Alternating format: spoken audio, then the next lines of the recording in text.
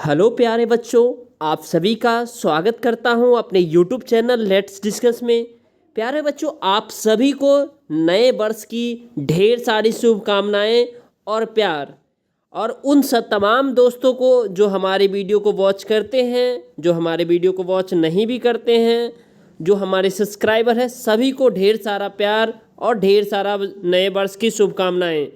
तो दोस्तों, इसी क्रम में आई होप कि आप सब ने एक डेस्टिनेशन, अपनी जो भाग्य है, जो आपको कैसे अपने लाइफ को आगे प्रोसीड करना है इस नए साल में, नए तरीके से पढ़ने के लिए आपने सोचा होगा और अपना एक नया तरीके से अपना जीवन जीने का एक नया आपने टाइम टेबल सेट किया होगा। क्योंकि आप क्लास 10th के स्टूडेंट हैं, बोर्ड के स्टूडेंट हैं, तो आपको कितना बेहतर स्टडी करना है। तो आई होप आप सब एक्टिव हो गए होंगे, क्योंकि आज आपका डेट शीट भी आने वाला है। ठीक है, तो चलिए आज यानी 1 तारीख यानी 1/1/2021 यानी हम जो 2021 का ये पहला वर्कशीट करने जा रहे हैं, जो कि हिंदी का वर्कशीट है। ठीक है, तो चलिए हम स्टार्ट करते हैं।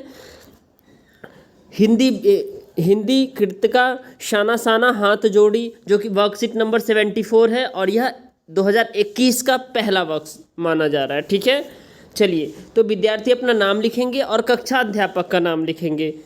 बच्चों, अगर आप हमारे चैनल पर नए हैं तो हमारे चैनल को सब्सक्राइब कर लीजिए और बेल आइकन को प्रेस कर लीजिए, ताकि आपको लेटेस्ट नोटिफिकेशन मिलता रहे।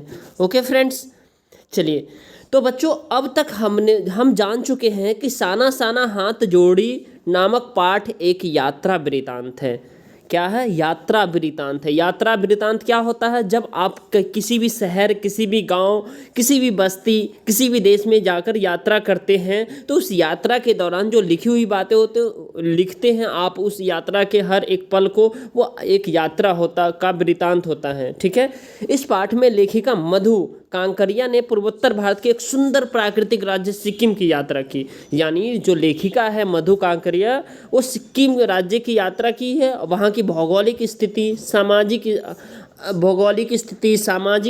आर्थिक और सांस्कृतिक परिवेश का सुंदर वर्णन किया। यानी कि लेखिका जो मधु कांकरिया है, वो सिक्किम राज्य के बारे में बहुत ही अच्छे तरीके से क्या किया है? वर्णन किया है। लेखिका सिक्किम के सुंदरता को देखकर मंत्रमुग्ध है।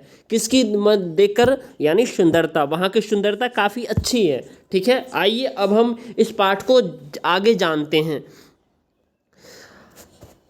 यहाँ आप देख पा रहे हैं कि वहीं पर घूमते घूमते एक सिक्किमी नवयुवक ने मुझे बताया, यानी लेखिका कह रही है, मधु कांकरिया कह रही है कि मुझे सिक्किम युवकों ने बताया कि प्रदूषण के चलते की स्नोफॉल लगातार कम होती जा रही है। यानी वहाँ बर्फबारी होती है, वो कम हो रही है। पर यदि मैं कटाओ चली जाऊँ तो मुझे वहाँ सर्दियाँ बर्फ़ मिल जाएगी।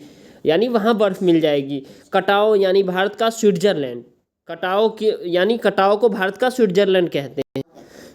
कटाओ जो है ना, भारत का स्विट्ज़रलैंड है। ठीक है, कटाओ जो कि अभी तक टूरिस्ट स्पॉट नहीं बनने के कारण सुर्खियों में नहीं आए। यानी टूरिस्ट स्पॉट क्या होता है? जहां टूरिस्ट यात्री, हम यानी विदेश के लोग भी आते हैं घूमने। जैसे आपने सुना होगा स्टैचू ऑफ यूनिटी, एक वो टूरिस्ट प्लेस हो चुका है। आपने सुना होगा आगरा का ताजमहल एक टूरिस्ट प्लेस हो चुका है, तो वहाँ टूरिस्ट आते हैं। लेकिन यहाँ जो है ना, कटाओ मतलब यहाँ आ नहीं रहे लोग। ठीक है, इसलिए यहाँ जो है ना टूरिस्ट प्लेस नहीं है, लेकिन सुर्खियाँ में नहीं आता है, ये लेखिका बता रही है। और अपने प्राकृतिक स्वरूप में था। कटाओ जो लायुंग से 500 फीट की ऊंचाई पर था। लायुंग से कहाँ था? 500 फीट ऊंचाई पर था और करीब 2 घंटे का सफ़र था। वह नवयुवक मुझसे बतिया रहा था और उसकी घरवाली अपने छोटे से लकड़ी के घर के बाहर हमें उत्सुकतापूर्वक देख रही थी। तभी गाय ने आकर बाहर थैले में रखा हुआ महुआ गुड़ुक कर लिया और मीठी झिरकियाँ देखकर उसने गाय को भगा दिया। उम्मीद, आवेश और उत्तेजना के साथ अब हमारा सफ़र कटाओ की ओर है। कहाँ है? कटाओ की ओर है। कटाओ का रास्ता और ख़तरनाक था और उस पर धुआं और बारिश जितने लगभग अंदाज से गाड़ी चल रहा था। पहाड़, पेड़, आकाश, घाटियाँ, सब पर बादल की परत था। ठीक है, सब कुछ बादलों को चीरकर निकलती हमारी जीप, यानी कि ये जो जीप से जो जा रहे थे ना, वो लेखक कांकरिया बताते जब मैं जा रहा था वहाँ तो इतना मतलब वो ठंड था वगैरह, बारिश का मौसम लग रहा था। अब ये खतरनाक रास्ते के एहसास ने हमें मौन कर दिया, यानी वो बता रही है मौन कर दिया, शांत हो गया। और उस पर बारिश एक चूक और सब खलास, सांस रोके हम धुंध और फिसलन भरे रास्ते पर संभल कर आगे बढ़ती जीप को देख रहे थे। हमारी सांसें लेने की आवाज़ों की सिवाय आसपास जीवन का कोई पता नहीं था। फिर नज़र पड़ी बड़े बड़े शब्दों में लिखी एक चेतावनी पर, यानी एक चेतावनी पर, ठीक है। If you are married, divorce, speed, थोड़ी ही दूर आगे बढ़े। फिर एक चेतावनी दिखी, यानी एक चेतावनी थी।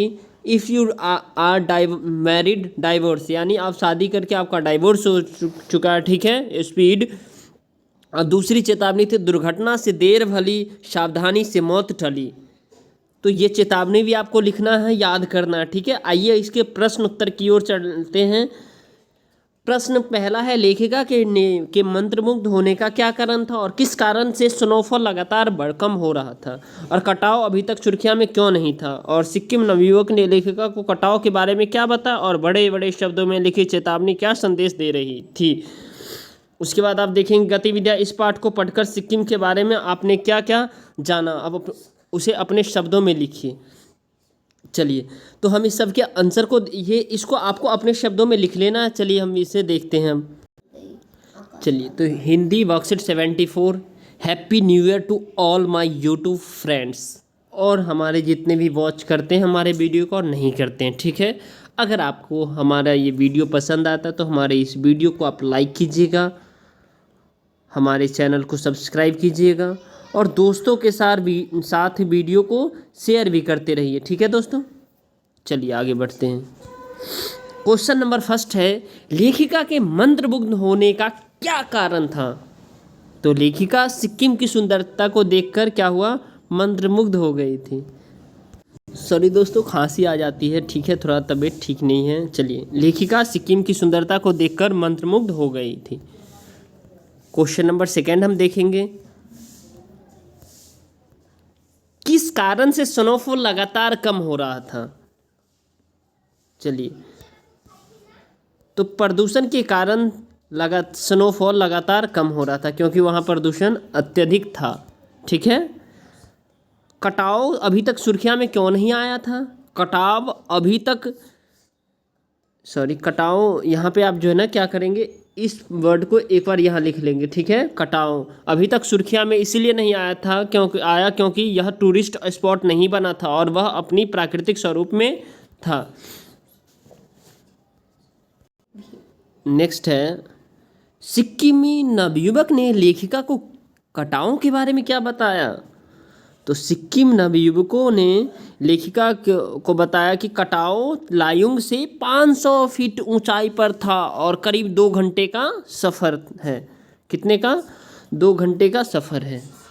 अगर आपको ये वीडियो पसंद आ रहा है तो इस वीडियो को लाइक कीजिए और हमारे चैनल लेट्स डिस्कस को सब्सक्राइब कीजिए ताकि आपको लेटेस्ट नोटिफिकेशन मिलता रहे। Thank you. चलिए, फिफ्थ है, बड़े बड़े शब्दों में लिखी चेतावनी क्या संदेश दे रही थी। तो चेतावनी का संदेश था कि फिसलन भरे संकरे रास्ते पर सुरक्षित चलना है, तो धीरे व सावधानी पूर्वक चले, ठीक है। अब उसके बाद लाइक शेयर सब्सक्राइब आप करेंगे ही। चलिए, तो फिर मिलते हैं नेक्स्ट वीडियो में। Happy new year, bye bye, take care, have a nice day.